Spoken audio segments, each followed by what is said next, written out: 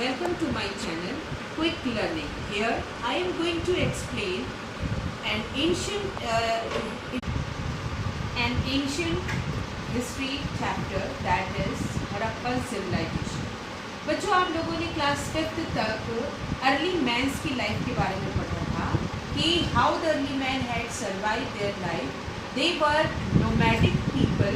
They didn't know how to wear clothes. They didn't know how to produce their crops. They ate raw flesh of the animals. और उनकी life बहुत ही problematic life थी. बस उनके पास अपना घर नहीं होता था, तो to save their life they move to the caves, और कभी वो पेड़ों की छाल पे सो जाते थे, पेड़ों पे चढ़ के सो जाते थे.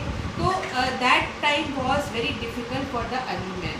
सो हम कह सकते हैं कि जो उनकी लाइफ थी वो पूरी तरीके से सिस्टमैटिक नहीं थी, पूरी तरीके से सेटल नहीं थी.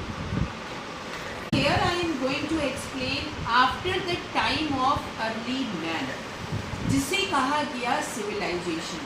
तो पूरे वर्ल्ड में 4 तरह की सिविलाइजेशन हुई जो अलग अलग टाइम, या फिर कह सकते हैं कि लगभग सेम टाइम में अपीयर हुई. तो दुनिया के उन 4 सिविलाइजेशन में एक चाइनीज सिविलाइजेशन थी. नाम से आप उसको समझ में आ ही रहा होगा कि जो चाइना की सिविलाइजेशन थी. Second was the Egyptian civilisation, जो मिस्र के पास की सिविलाइजेशन थी. Third was the Mesopotamian civilisation, जो ईरान और इराक के पास की सिविलाइजेशन थी. और उसमें एक बहुत ही फेमस और बहुत ही डेवलप सिविलाइजेशन थी, that was near to the Indus river, and that was known as the Harappan civilisation.